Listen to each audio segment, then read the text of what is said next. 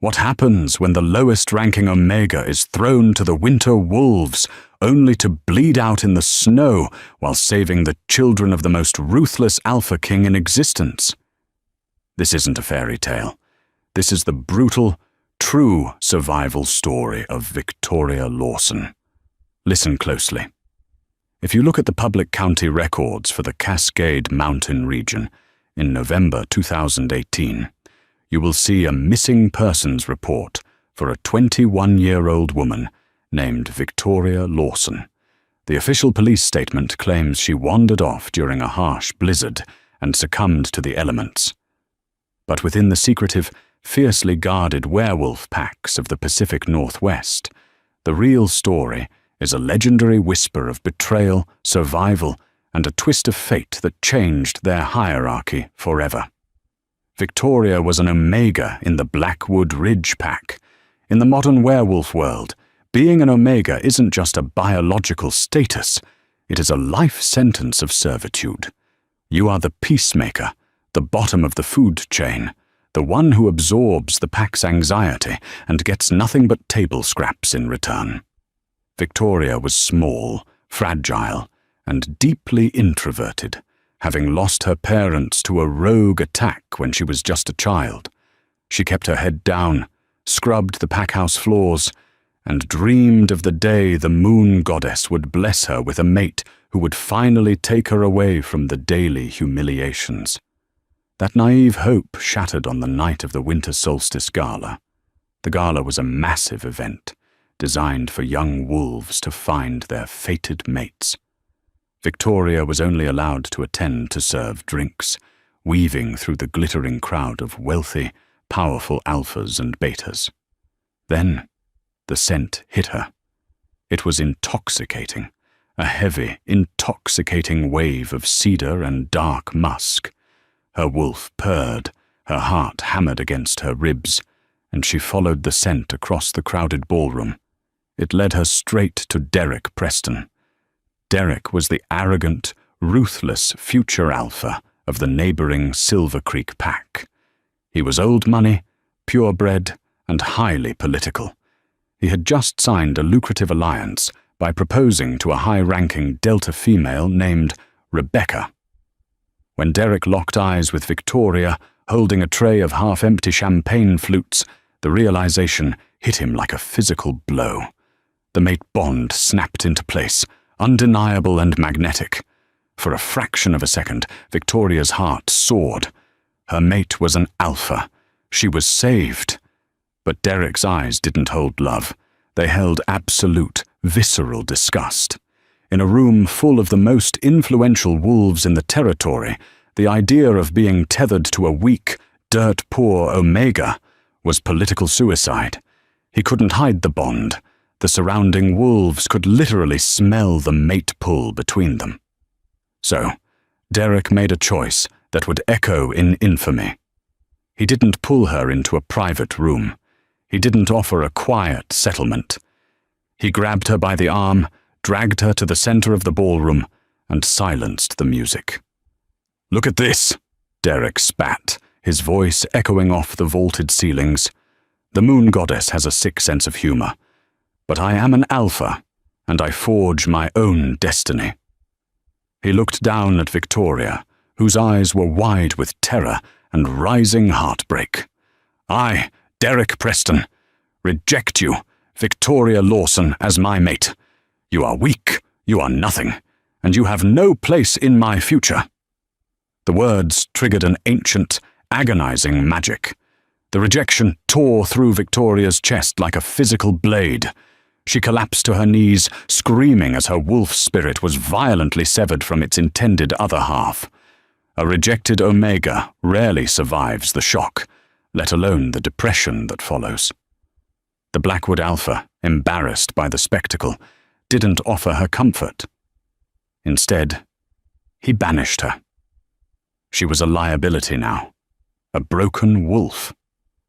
With nothing but a thin winter coat and the clothes on her back, Victoria was thrown out of the packhouse doors into the freezing, unforgiving wilderness of the Cascade Mountains.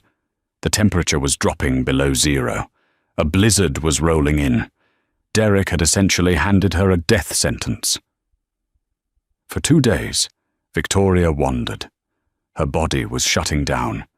The agony in her chest from the broken mate bond was worse than the frostbite blackening her fingertips. By the evening of the 2nd day, she had resigned herself to dying. She curled up beneath the roots of a massive pine tree, closing her eyes, waiting for the snow to bury her. But then she heard the sound.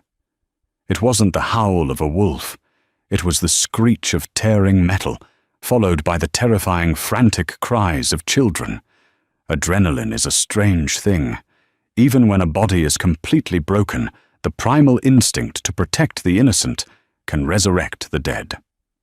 Victoria dragged herself out of the snowbank, her Omega instincts flaring to life. Omegas are fiercely protective of pups.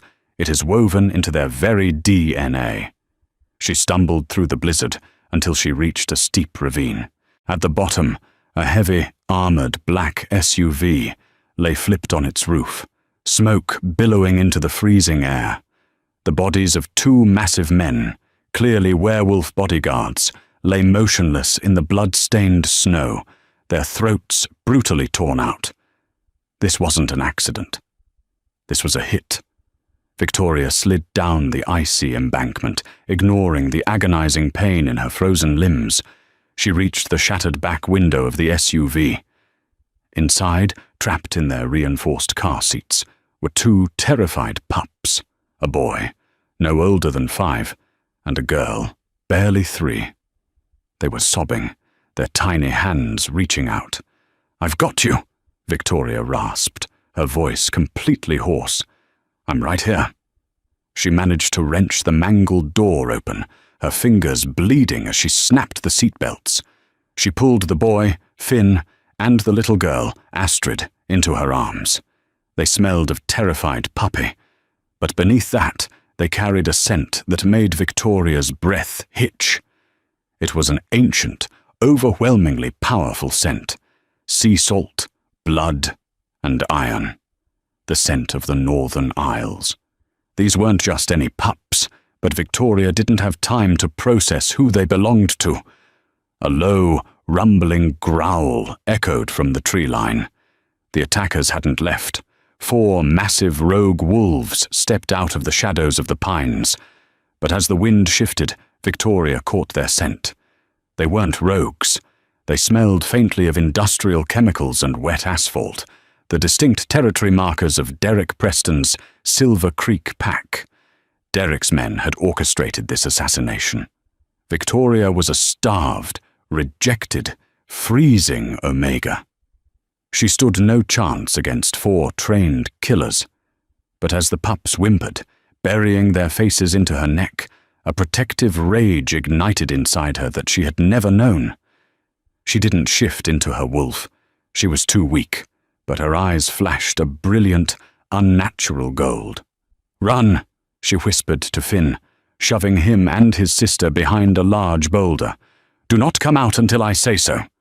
The first wolf lunged. Victoria didn't back down. She grabbed a jagged piece of metal debris from the SUV's wreckage and drove it upward into the wolf's shoulder as it tackled her. The beast yelped, its jaws snapping inches from her face. Victoria fought like a demon, using her small size to twist and evade. But the sheer force of the attackers overwhelmed her. Claws raked across her ribs, jaws clamped down on her left arm, crushing the bone. Victoria screamed, but she never stopped swinging the metal shard, refusing to let them get past her to the boulder. She became a human shield, absorbing the fatal blows meant for the children. She was losing. The largest of the attackers shifted into his human form, drawing a silver hunting knife. "Tough little bitch," he sneered, kicking her viciously in the stomach. "But we just need the Alpha King's bastards." He raised the silver blade and plunged it down. Victoria twisted, taking the blade deep into her own shoulder to stop it from hitting her heart. The silver burned through her veins like liquid fire. Her vision blurred. She collapsed onto the snow, coughing up blood. But she still managed to crawl backward, placing her broken body between the assassin and the boulder where the pups hid. "Please," she choked out, her vision fading to black. "Take me. Leave them." The assassin laughed. "Gladly." He raised the knife for the killing blow, but the blow never landed. The air pressure in the ravine suddenly dropped. It felt as if the oxygen had been violently sucked from the atmosphere. A sound ripped through the blizzard, a roar so deafening, so utterly saturated with Alpha Command, that the assassin froze in sheer terror, dropping his knife. The ground literally trembled. Stepping out from the blinding snow was a nightmare wrapped in human flesh.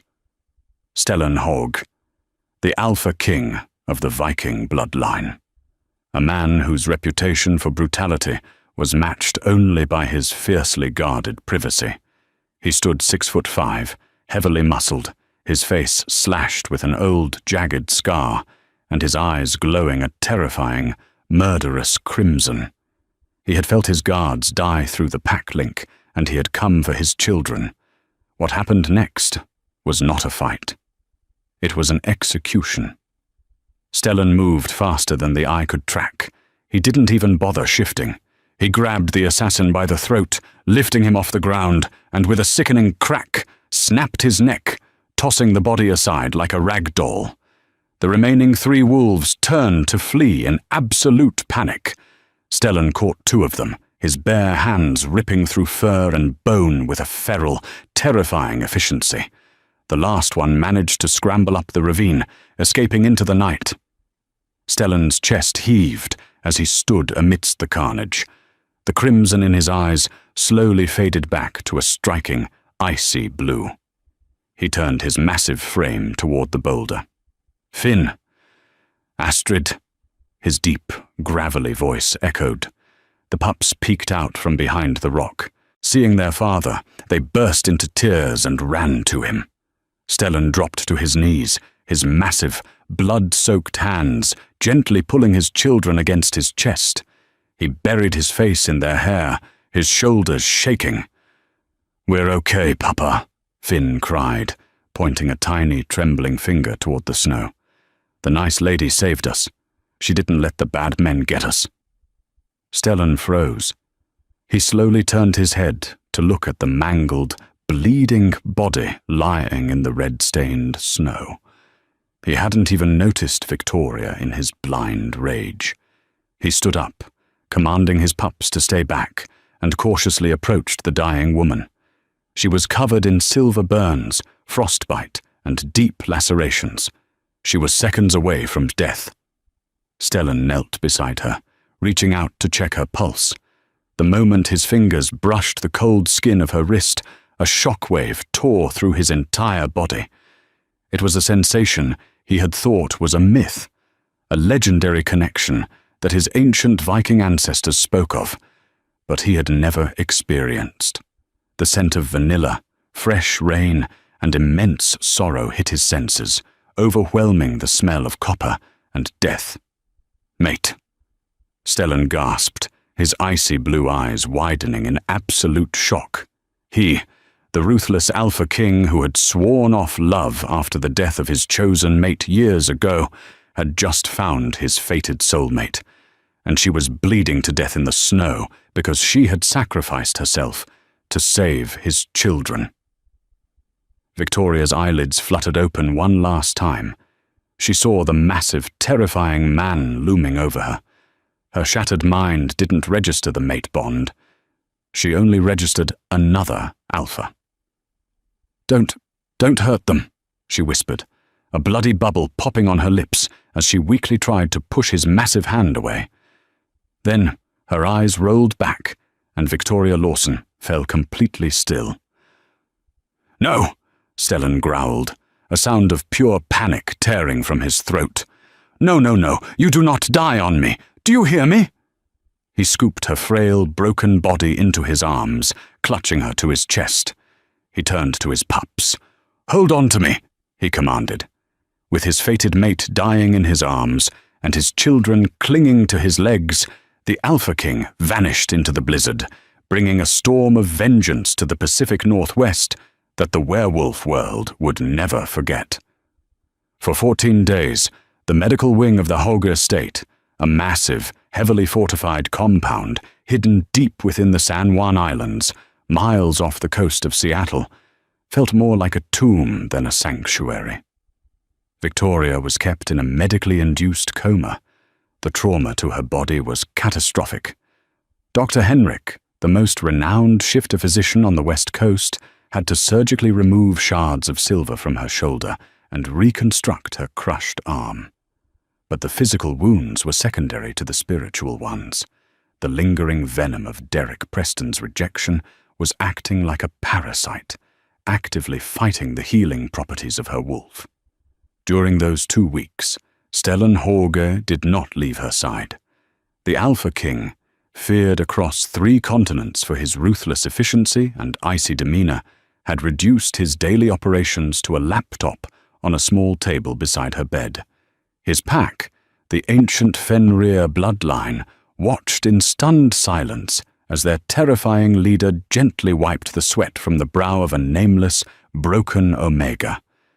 Finn and Astrid, the pups she had bled to save, were allowed in for an hour each evening.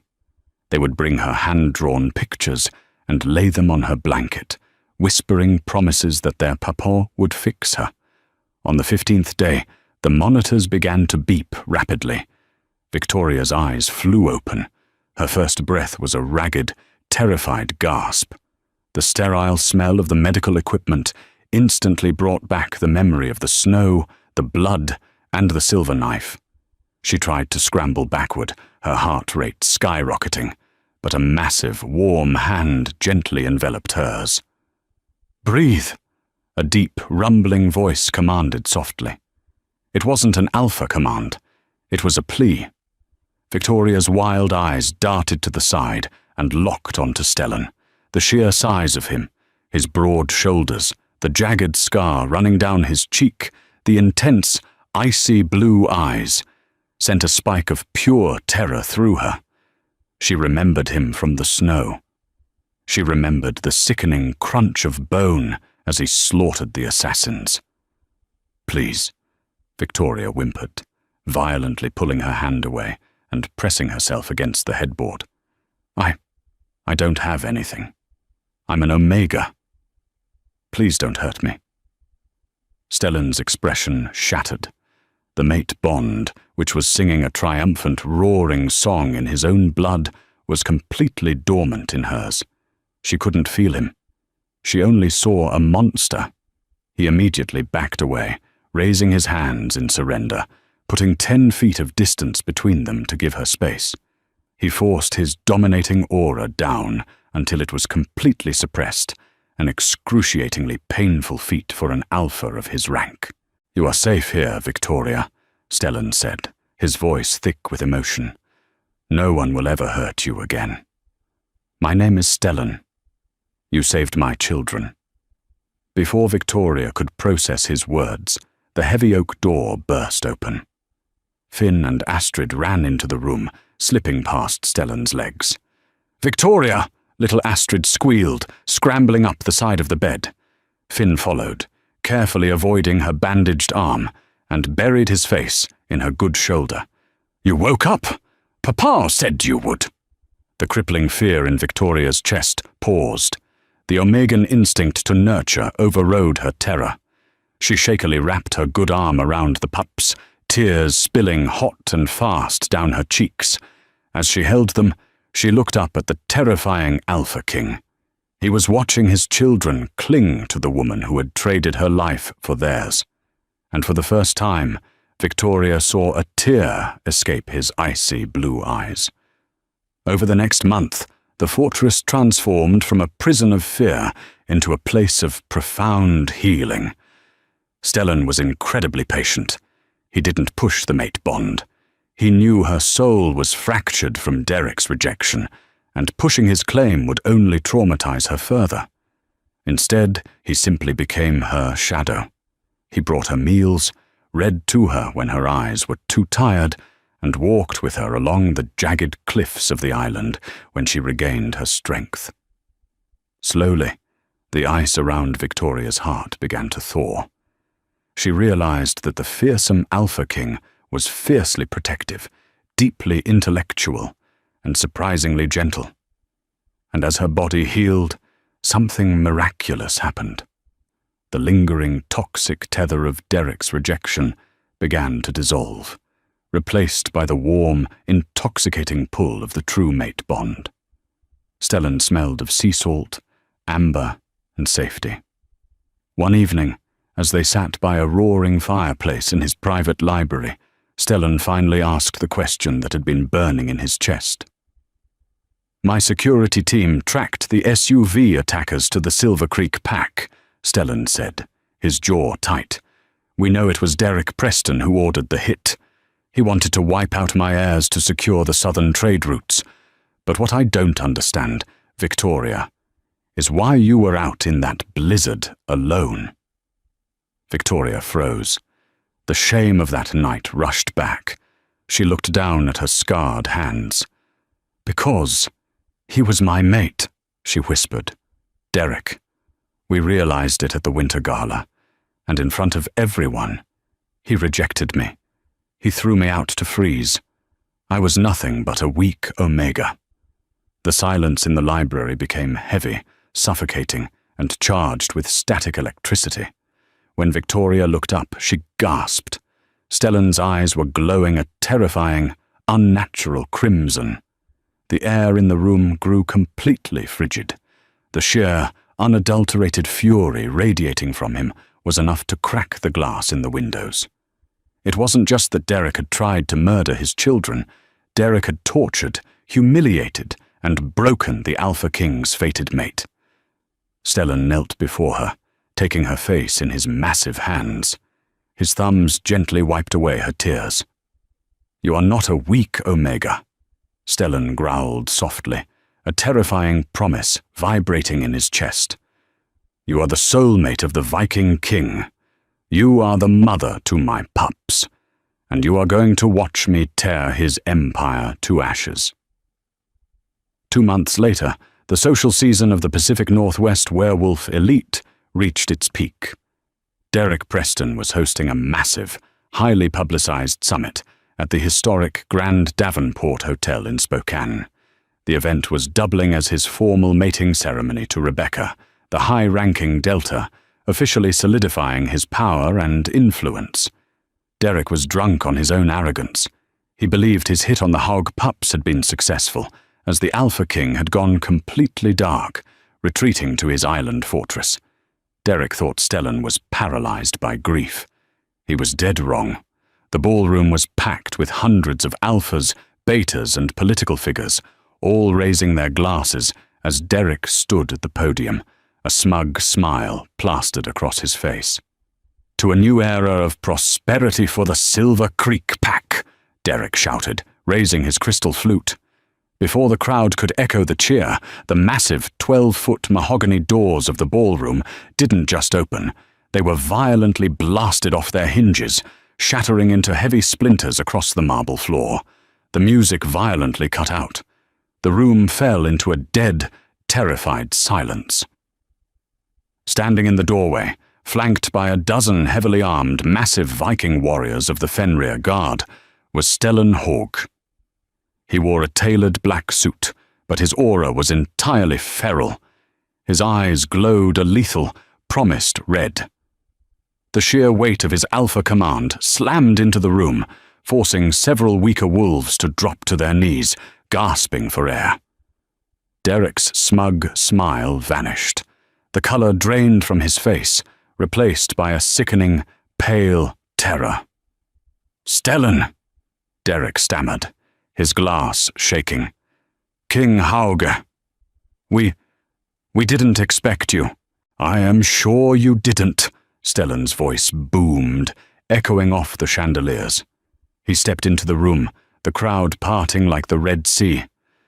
"You thought I was mourning my children, the children you ordered slaughtered in the snow."